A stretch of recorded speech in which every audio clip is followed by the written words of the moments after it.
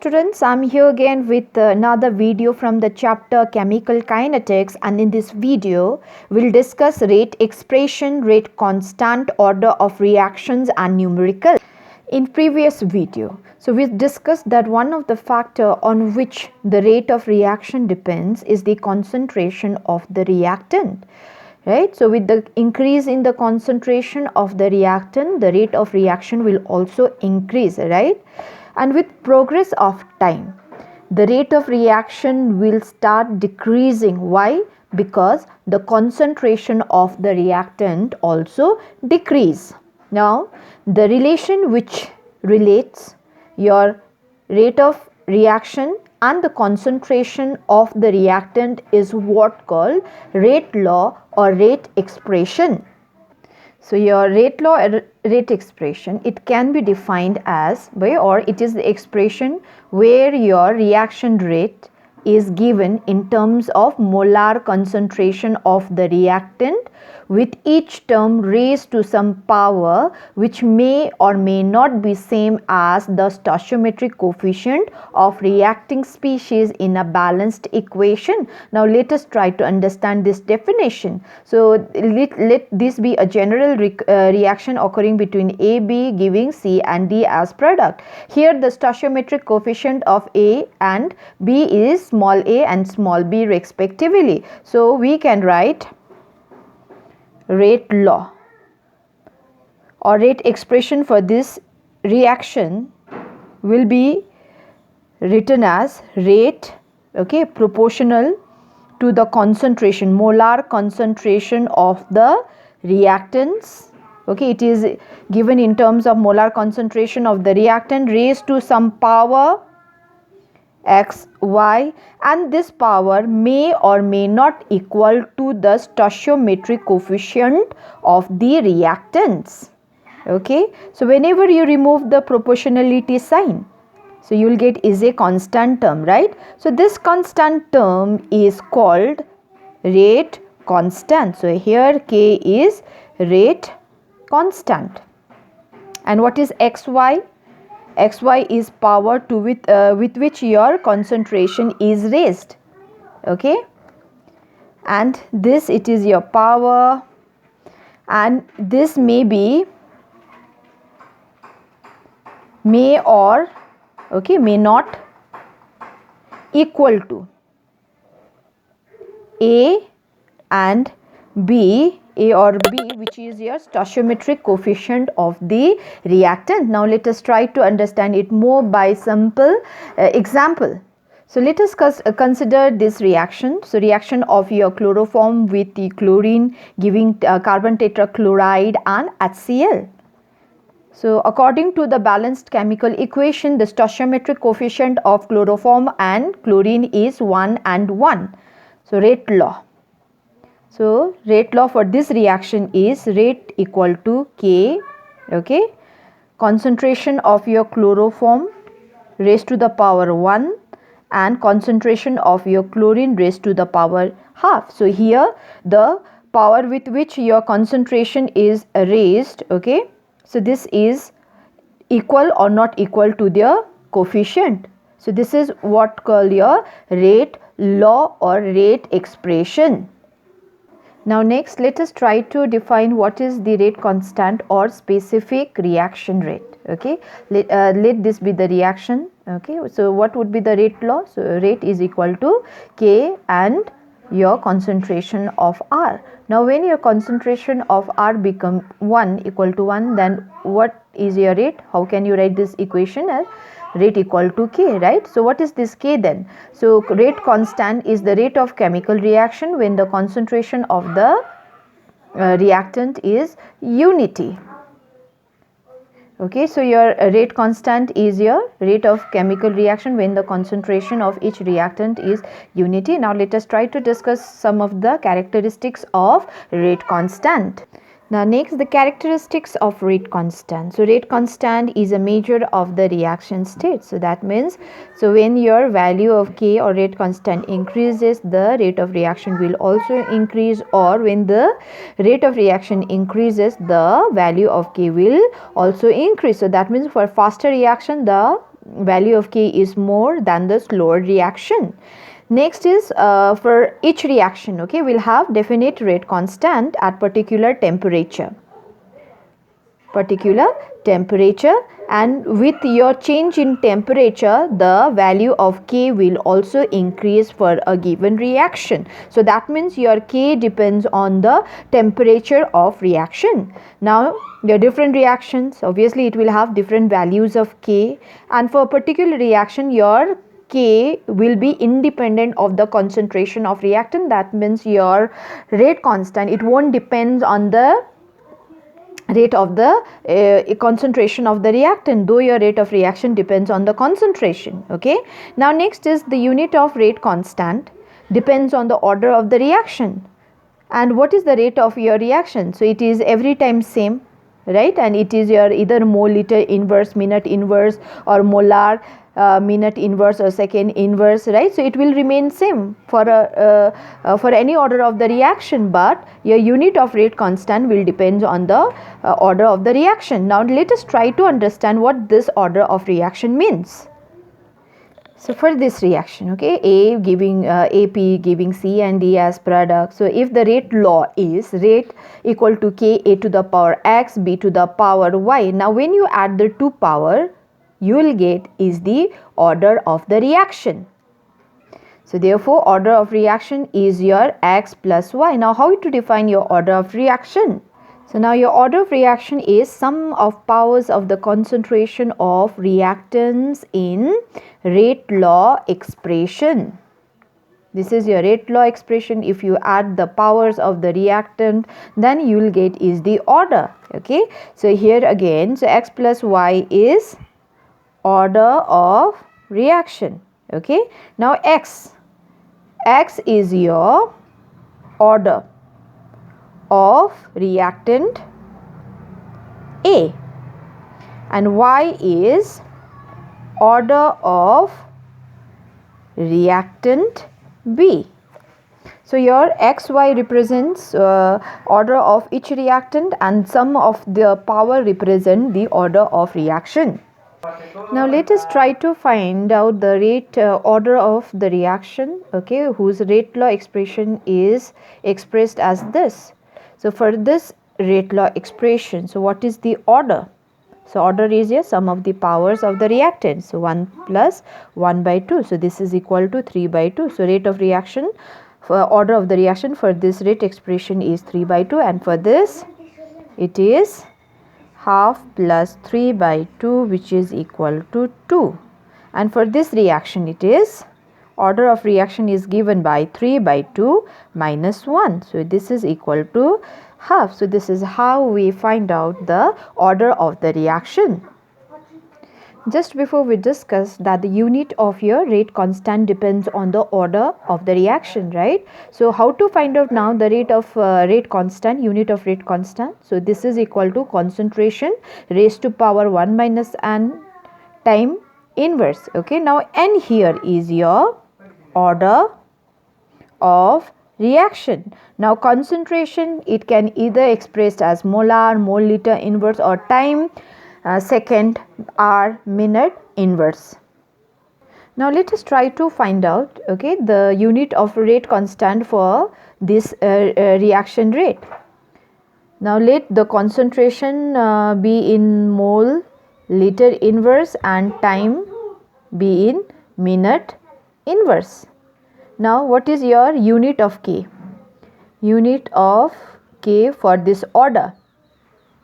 What is your formula? So it is your concentration 1 minus n time inverse, right? Now n here is, for this order is represented as n, so n is your 3 by 2. So your unit is your then mole liter inverse 1 minus n, which is your 3 by 2, and time is in minute inverse. So this now will become mole liter inverse minus 1 by 2 and minute inverse. So this you can write as mole to the power half minus half and liter raised to the power half and minute inverse. So this is the unit for the order 3/2. And for this, how to find out the unit again? Unit of K. So this is your mole liter inverse raised to the power 1 minus 2, as because the order here is 2, then minute inverse. So this now become mole inverse liter, then minute inverse, and your unit of K for the order half, again it is your mole liter inverse raised to the power 1 minus half, since your order here is half, and minute inverse. So unit then becomes mole half, right, liter raised to the power minus half, and minute minus 1. So this is how we find out or calculate the unit for K. Now let us try to do this question. The question is, you need to identify the reaction order from the reaction constant. Okay, the reaction constant for two reaction is given. From this you need to find out the order of the reaction. So now we know that, right? So unit of K, so we will do 1. Here is how much? So liter, mole, inverse, second inverse. So we find the unit of K with the help of order. So now with the help of your unit of K, we will find out the order of the reaction. So now what is unit formula of your K? This is your mole liter inverse 1 to the power n, and since here is second, so let this be second inverse. Okay, and this is your equal to mole inverse second inverse. Now when you compare the two equation, then what you will get? So mole liter inverse 1 minus n will now become equal to mole liter inverse. Now make the this mole liter inverse same. So how can we do this? So take minus 1 common, then what you will get? So if you take minus 1 common, right, so mole inverse will become mole and liter will become liter inverse minus 1. Now compare your, since the base is same, right, so your power will also become same. Therefore 1 minus n is equal to minus 1. So n you can write it as 2. The order of the reaction where the rate constant for this rate constant is 2. Okay, similarly we can do second part of second question. So here your K, what is it? So it is 10 to the power minus 4 second inverse. Now again we will do the same now. So unit of K we find with this formula 1 minus n second inverse is equal to second inverse. Now there is nothing here, right? So anything to the power, so make this the equation same. And how can we do this thing? 1 minus n second inverse. So this is what 1 here, let us consider 1 here, and we know that anything to the power 0 is your 1, right? So these two are same. So when this is equal to your 1 or second inverse. So when you compare the two, okay, when you compare the two, what you will get is 1 minus 1 n is equal to 0. So therefore n is equal to 1. So order of reaction for the rate constant, this one is your 1. So this is how we find out order of the reaction with your rate constant. Now let us come to the last topic, that is molecularity of a reaction. It is again another property of chemical reaction, and this is your number of reacting species like atoms, ions or molecule taking part in an elementary reaction which must collide simultaneously in order to bring about a chemical reaction. So the number, it's a number of colliding reacting species which brings about a chemical reaction. Okay, now depending upon the number of species involved in a chemical reaction, so the molecularity of reaction can be, or the reaction can be your unimolecular, bimolecular, trimolecular. So unimolecular means where only one type of reactant species is involved, like decomposition of your ammonium nitrate to nitrogen and water. So this is the elementary reaction, and here only one species is involved, so the reaction is unimolecular. Now bimolecular, two species will involve, like your decomposition of hydrogen iodide to hydrogen and iodine respectively. And similarly your trimolecular reaction involve three molecule or three reacting species in a reaction. Okay, so nitric oxide to nitrogen dioxide is your trimolecular reaction. Now the reaction with molecularity greater than 3, okay, are rare. Why are rare? As because the probability of more than 3 molecule colliding simultaneously to form product is very low. So we have already discussed about the complex reaction, right? So it is a reaction which occur through several steps. So one of the example is like decomposition of N2O5, right? So here, so your N2O5 is decomposing to your nitrogen dioxide and oxygen. So now it proceeds through 2 steps. In step 1, okay, your pentaoxide, nitrogen pentaoxide will decompose to nitrogen dioxide and nitrogen trioxide, and in step 2 your pentaoxide again react with your nitrogen trioxide to give nitrogen dioxide and oxygen. So this is proceeding, the decomposition is proceeding through 2 steps, and it is your elementary set step, right? Now so for this step, what is the molecularity? 1, isn't it? And for this step, what is the molecularity? It is 2. So that means your molecularity for complex reaction, okay, it will be different for your different elementary step. And we also discussed that the rate of the reaction for the two, or the speed with which the two occur, will be different. So in this case, okay, first step occur at slow rate and the second step at faster rate. And again we discussed that the step which is slow is the rate determining step.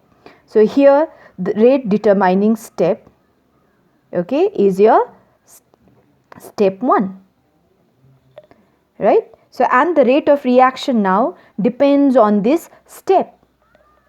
So rate for this, what we can write is, it depends on the concentration of your nitrogen pentaoxide raised to the power 1, because 1 is there, right?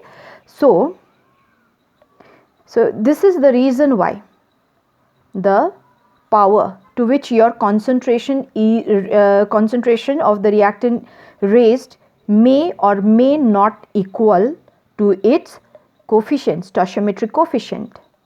So again, in complex reaction, okay, it occurs through several steps, and molecularity for each elementary step in complex reaction will be different. So your rate of reaction, the one which occur at the slowest step, is the rate determining step, and with this we'll find out the rate law. We can write the rate law, and rate law, so we'll get it as this one, okay. So for this region, your concentration to which your reactant is raised may or may not equal to the stoichiometric coefficient as represented by the balanced chemical equation.